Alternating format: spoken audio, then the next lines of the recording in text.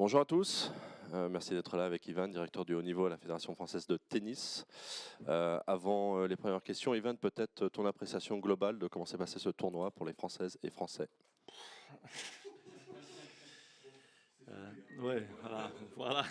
Non, mais ben, on connaît, c'est pas, on n'a pas un par an. Non, alors, le constat et l'analyse, c'est plutôt simple de le faire parce qu'on avait deux têtes de série chez les hommes et pas de têtes de série chez les femmes. Donc, les résultats sont un peu conséquences des niveaux d'aujourd'hui. Donc, je pense l'exploit de Diane, surtout, c'est très positif. Et Moïse, bien évidemment. Tout le reste, c'est plutôt dans la situation d'aujourd'hui. C'est pas ni bien ni mal, ou positif ou négatif. C'est comme ça. Aujourd'hui, il faut l'accepter, il faut avancer, espérer qu'il va changer, parce que je pense qu'un pays comme la France, ça j'ai déjà dit, ne mérite pas ça, mais ça c'est la réalité. Il faut travailler pour changer. Donc, ça, c'est un peu le constat. Après, avant de répondre à les questions, moi, dans ma position, dans mon rôle, je ne suis pas honnêtement inquiété pour l'avenir du tennis français, parce que je pense que vous avez connu un peu mieux la prochaine génération, et je pense qu'on est plutôt bien placé pour rêver, pour espérer que les prochaines générations, les prochaines années, on va avoir des résultats beaucoup plus positifs que ça. Et je parle des garçons. Chez les filles, on est toujours un peu avec les chiffres qui sont moins bons et moins fortes, mais on continue à travailler. Je peux vous assurer qu'on va continuer à travailler, de faire le mieux possible. Voilà. On va prendre des questions. Qui veut se lancer? Ouais. Un bilan sur Moïse Kouamé, parce que ça a été quand même la sensation de ce tournoi. On l'a découvert pour certains. En tout cas, il a confirmé très rapidement qu'il était assez exceptionnel. Est-ce que là aussi, dans votre bilan, vous comptez sur lui pour les prochaines années, pour relever entre guillemets les résultats? Ouais. Ben Moïse, il continue de montrer des signes très importants. Et quand je dis ça, c'est pas que les résultats. Je parle de sa manière d'affronter les situations, de vivre les moments d'une manière plutôt intéressante, et qui montre qu'il est prêt. Il est prêt de faire des choses très importantes. Moi, alors, je connais Moïse très bien, mais il continue de me surprendre, parce qu'après son premier tour, il a parlé même de gagner le tournoi potentiellement. Donc, il y a des mots qui sont parfois, surtout ici en France, vus comme quelque chose de trop, d'exagéré, mais pourquoi pas? Parce qu'il faut accepter le challenge, il faut rêver, et tu sais jamais qu'est-ce qui se peut passer. Et lui est quelqu'un qui ne se pose pas de limites. Après, il peut être vu comme quelqu'un qui il n'est pas humble, mais c'est pas ça. C'est juste l'exigence et l'ambition sportive qui continue à le pousser. Donc moi, j'étais pas surpris, mais j'étais content de voir comment il a vécu ces matchs, et qu'il a montré des signes, comme je dis, très importants. Et on peut pas savoir qu'est-ce qui se va passer, mais je pense qu'aujourd'hui, lui, il a montré des signes intéressants. Après, il ne faut pas se précipiter. Il est quand même 2009, il a 17 ans, il est 220, 25, je ne sais pas, classement du monde. Donc, il faut travailler, il faut nous assurer, nous, avec son staff, nous, on est là pour les accompagner. On continue à répéter ça, parce qu'il faut... je sais que peut-être vous comprenez, mais le public pas trop le rôle de la fédération dans chaque projet. Et on espère qu'il va continuer à progresser. Lui, dans mon avis, il a besoin de jouer beaucoup de matchs pour continuer à apprendre, pour continuer à vivre les expériences positives et négatives, parce qu'on a besoin des deux. Et voilà, on voit à quelle vitesse il va progresser, parce qu'il va progresser, ça c'est sûr, mais la vitesse, c'est lui qui va décider si on va le voir déjà top 100 cette année, ou plutôt un peu plus tard. On n'a pas de stress, parce que moi, quand j'ai pris le poste 2023, fin 2023, dans le rôle d'aujourd'hui, j'ai pensé normalement, pour quand tu te coupes de la formation, tu as besoin de 8 à 10 ans de faire voir un peu des résultats de ton travail. Et moi, j'ai calculé, j'ai pensé à 2030, finalement, de voir finalement concrètement les décisions qui ont été prises. On est à 2026, donc c'est un peu tôt, mais quand même, c'est très intéressant. Honnêtement, je suis content parce que 2 enfants avec qui j'ai travaillé 2015, 2016, Dino Prijmic, Marta Kostio, qui sont les enfants que je l'ai accompagné aussi. 10 ans, aujourd'hui c'est 10 ans, et qu'ils ont commencé à montrer le talent qu'ils ont. Surtout Marta, et qui je trouve, elle a vraiment, elle joue maintenant. J'ai toujours pensé qu'elle était une femme capable, une fille, mais une femme maintenant capable de faire des choses importantes. Donc, on ne peut pas griller des étapes. Il faut suivre le process et respecter le progrès de chacun et chacune. Maturité, ça, il prend du temps. Donc, moi, personnellement, je suis content que Moïse montre déjà des signes que vous avez la possibilité de le connaître, son projet. Mais ce n'est pas que lui. On a Daniel Jade derrière, on a Mathis Domaine qui joue maintenant, on a le 2009 garçon. Vraiment, c'est une génération très, très, très intéressante. Et c'est ça la responsabilité, comment dire, même la pression que je sens aujourd'hui de m'assurer que cette génération continue à progresser et que, même pas l'année prochaine, mais dans les années à venir, qu'il arrive à jouer un tennis de top au niveau mondial. Autre question? On aura une question en anglais plus à la fin. Et pas en français peut-être, Richard, non?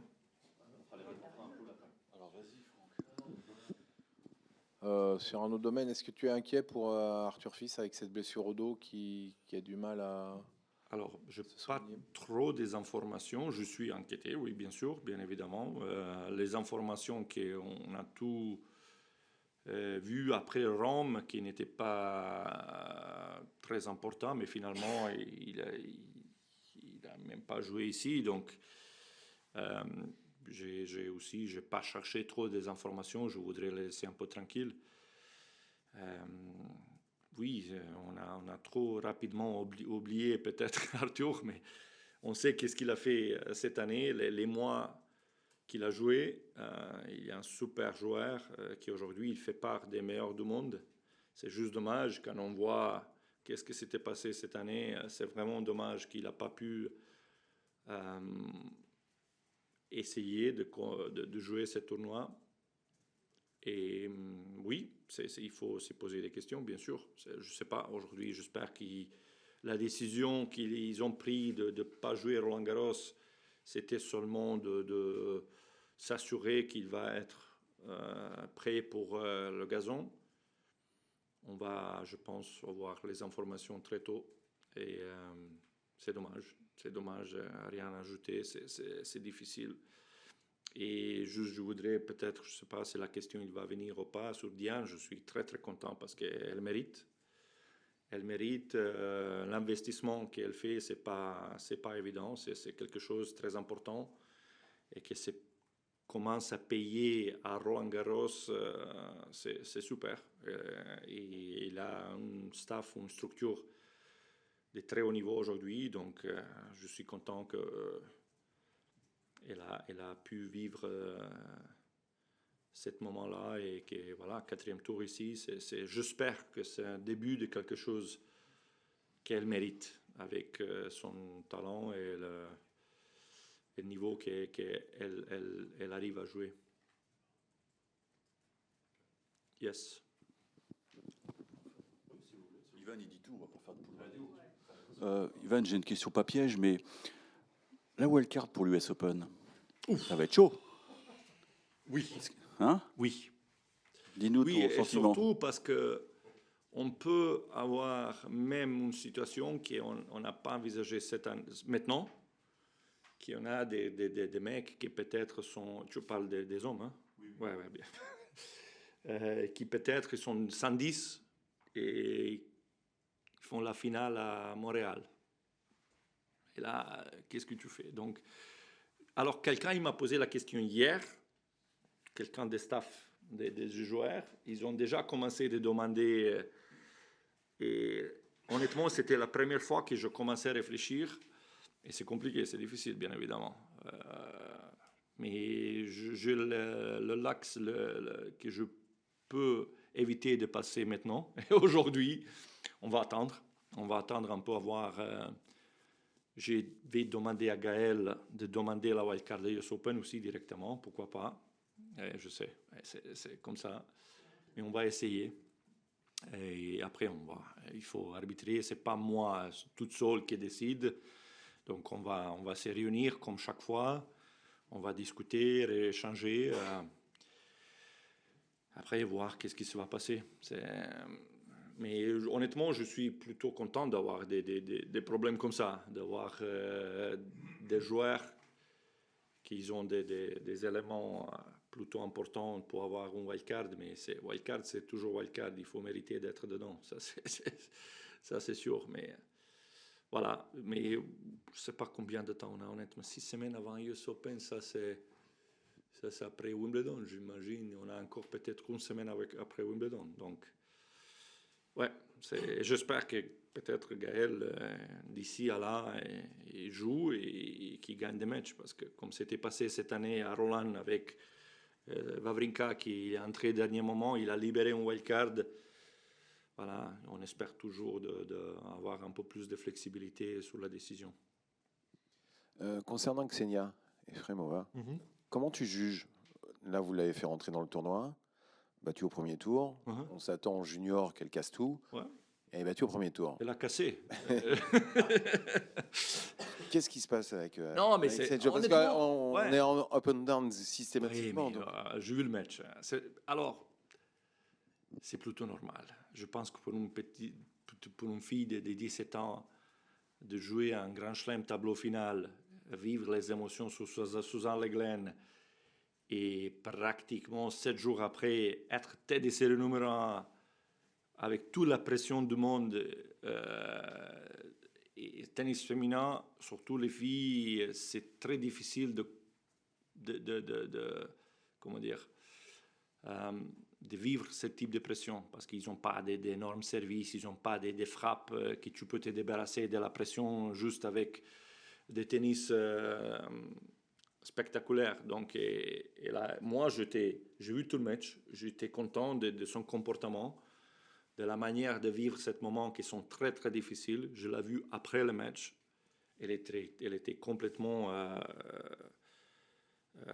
déçue. Et ce sont les moments importants de la carrière qu'il faut vivre, il faut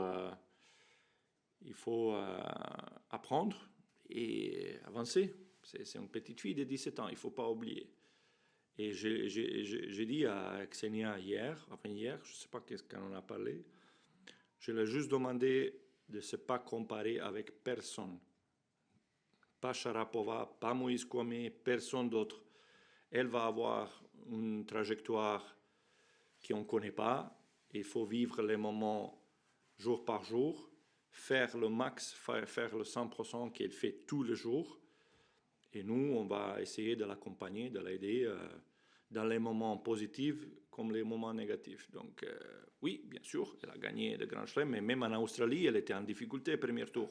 Elle a trouvé des solutions. Ici, elle n'a pas réussi de trouver les solutions.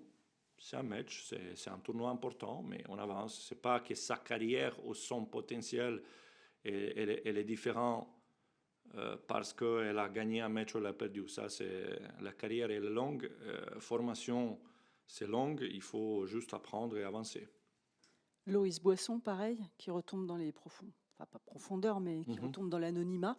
Est-ce qu'elle vous demande de l'aide ou est-ce qu'elle fait son petit chemin tout seul? Est-ce que vous l'accompagnez? Oui, on l'a aidé. On l'a aidé. Je voudrais quand même éviter de parler des détails, mais on l'a aidé. Et moi, je peux faire plus que souhaiter qu'elle, finalement, elle joue au tennis. Parce que même dans les défaites, j'étais là, j'ai vu des qualités de frappe, des qualités de physique qu'elle a, sont hors de la norme. Et j'espère qu'elle va trouver le rythme de tennis, parce que c'est des matchs qu'elle a besoin aujourd'hui. Elle n'a pas joué trop longtemps, et donc elle a juste besoin de trouver des sensations sur le terrain. Voilà. Mais je ne suis pas absolument inquiété sur le niveau des jeux, parce qu'elle va trouver des semaines où elle va gagner contre toutes, comme elle a fait ici l'année dernière. Donc je pense qu'elle va revenir très rapidement sur le top 100, et après un peu plus aussi. J'espère juste qu'elle arrive à rester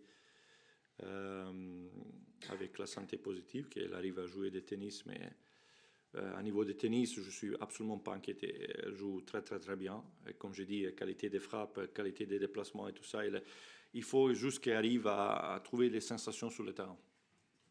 Ivan, comment vous voyez le travail des Italiens? Là, il y en a 3 en quart de finale sans Sinner. Ils étaient 2 en quart à Melbourne, 2 à l'US aussi. Est-ce qu'il faut s'inspirer un peu de ce qu'ils font? Quel est un peu votre regard là-dessus? Oui et non. Oui, parce que c'est évident que c'est pas que Sinner. Ils ont beaucoup de joueurs qui sont trop forts et qui arrivent à jouer très bien. Après, il faut étudier et analyser qu'est-ce qu'ils ont fait pour arriver là. Après, vous savez que je connais plutôt bien l'environnement italien. Chacun, il a un peu son parcours. Sinner, il était formé par Piatti, Berrettini par Santo Padre, un endroit complètement privé. Arnaldi, il était à San Remo, juste à côté de Monte Carlo, avec son coach. Donc chacun, il a fait un peu son parcours. Ils n'ont pas eu une formation claire. Chacun, il a fait son truc. Donc la fédération, il a fait des choses qui ont été peut-être positives, mais peut-être, on ne parle pas des implications directes sur les projets.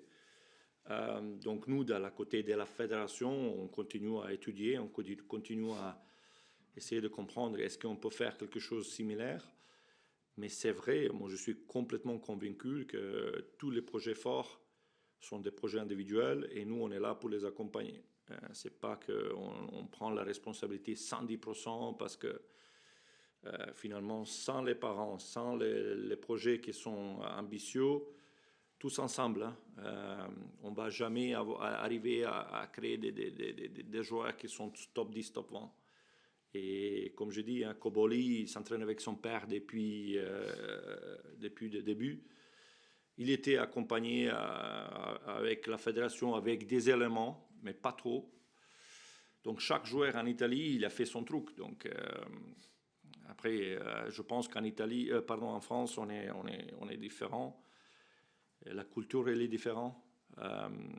Il y a des choses que je pense qu'on peut, et on continue à le faire, qu'on peut apprendre. On va ajouter des tournois 15 000, 25 000, encore plus l'année prochaine pour aider les joueurs de jouer en France sans devoir voyager et les accompagner comme ça. Donc oui, après, c'est aussi un peu plus simple, je pense, quand tu as une référence comme Sinner. Mais tous les autres, c'est Sinner qui tire vers l'eau. Et j'espère qu'avec Arthur, qu'est-ce qu'il a fait là, je pense que c'est aussi un peu pour Moïse un repère qui peut regarder s'il a besoin. Peut-être qu'il n'a même pas besoin. Mais je peux vous assurer que les 2009, les autres, ils regardent aujourd'hui Moïse et ils pensent qu'ils peuvent faire la même chose. Et donc ça, c'est important. Donc on a besoin de ça, surtout sur le tennis féminin. Si on n'a pas d'autres questions en français, I believe Richard, you had a question in English. Ça va aller? Ok. Merci à tous. Merci Ivan. Merci.